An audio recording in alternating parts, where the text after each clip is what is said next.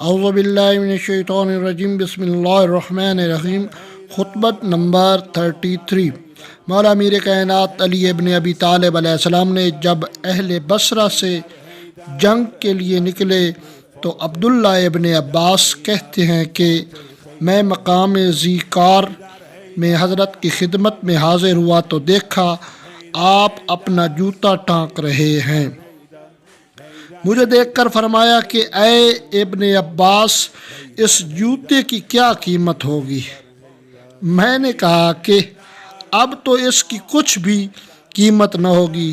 تو آپ نے فرمایا کہ اگر میرے پیش نظر حق کا قیام اور باطل کا مٹانا نہ ہوتا تو تم لوگوں پر حکومت کرنے سے یہ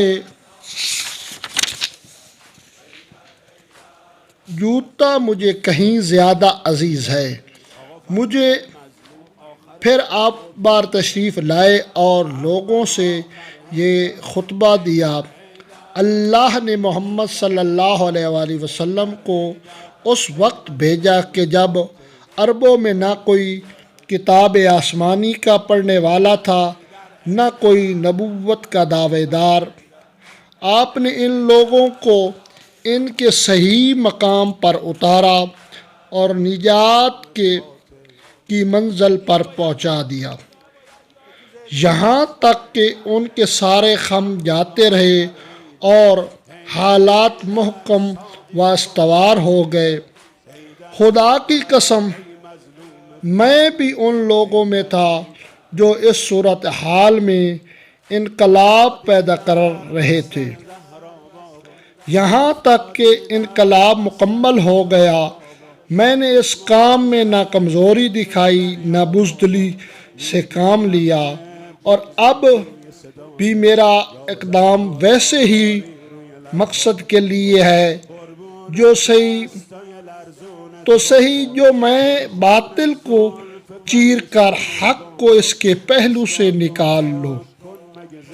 مجھے قریش سے وجہ نزاع ہی اور کیا ہے۔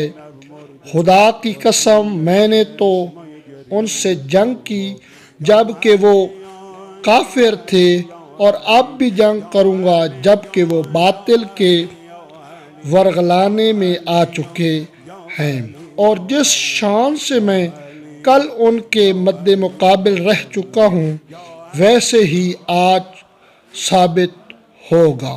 اللہم صلی علی محمد وآل محمد۔